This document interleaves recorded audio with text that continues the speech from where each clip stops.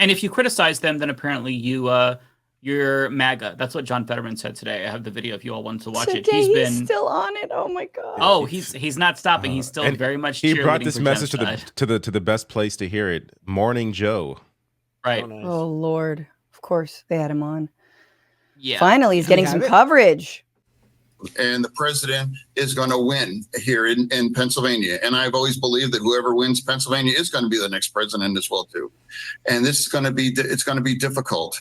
And we all have to lean in on that. And we also have to start having, all kinds of Democrats criticizing the president, too, publicly. I don't understand why. I don't know what's in it for you to do that, whether you're just aren't you in a primary in the news or anything like that. But if you're not willing to just support the president now and say these kinds of things, you might as well just get your MAGA hat because you now are helping Trump at this. It's great because like what's the Democratic Party's argument against like the hardcore Trump base? They're in a cult, right? They're in a cult. They can't criticize their sun god emperor or whatever.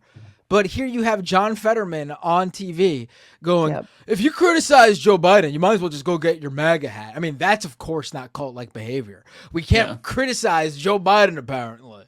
Yeah, if you say say Jon Stewart, like, come on, right. If you say that it's bad, anymore.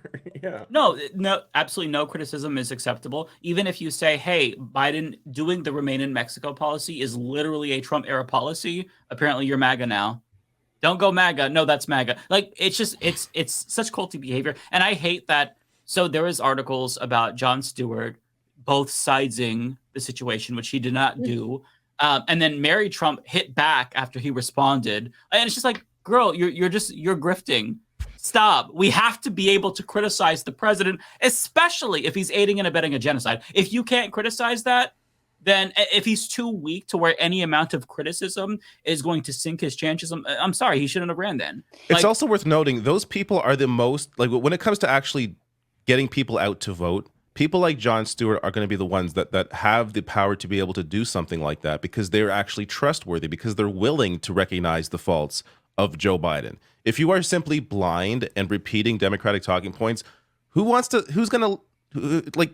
you convincing?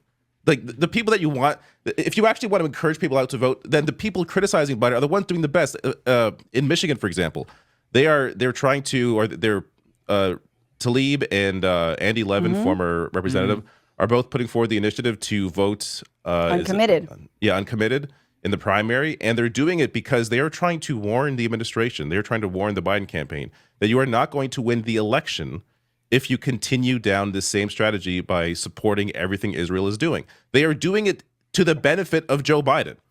The people like Fetterman, who are just blindly, praising him and not willing to recognize any of the flaws, they're not helping at all. Like the ones that are actually helping Biden's campaign or trying to help him are the ones that are putting forward these kind of campaigns. If you're terrified of Orange Man Bad coming to power, Donald Trump's going to be a fascist, maybe you should be mad at Joe Biden right now, who is supporting a far-right regime. Like he's the one who you should be directing your anger. He's the one who you should be mad.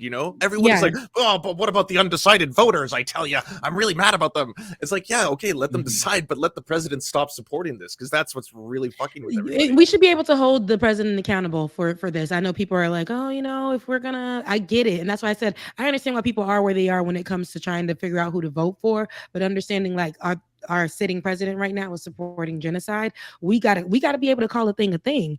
And while I like that they, are pushing to vote uncommitted for now so that they can hold the president accountable. I don't care if we rocking with the same team. You're not going to be rocking with me on the wrong side of things. We're going to have to talk about this. We need to know what leadership looks like, because this ain't leadership. Like, this is not. So I think we should be able to be holding them accountable. And that's what Stewart's point was, which was if this is the most important election of our lives, if democracy is at stake, then the person going up against Trump is deserving of more, not less scrutiny. Exactly. And we need, and you're absolutely right. It definitely is a point, because Stewart at the end of the day will basically he'll make a very labored case, but a hold your nose, and this is a general, and use like fight with your vote, choose your adversary. Well, I think he will do that.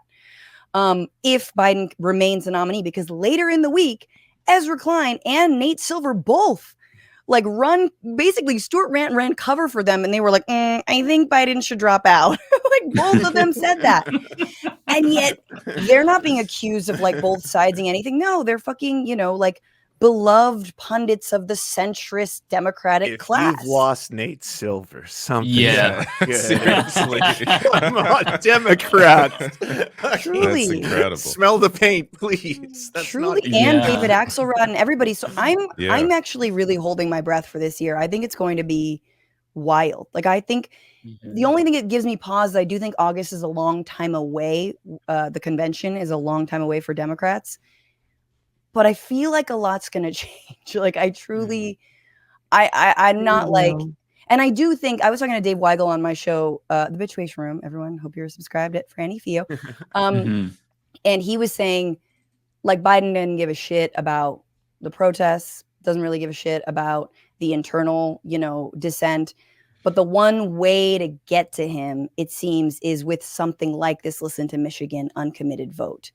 And that would, because if you look at percentages and they can come away from the primary and say, whatever X percentage voted uncommitted, that could be that decisive factor between winning and losing. And that they chose Michigan specifically because they wanted a Midwest state early in the primary campaign.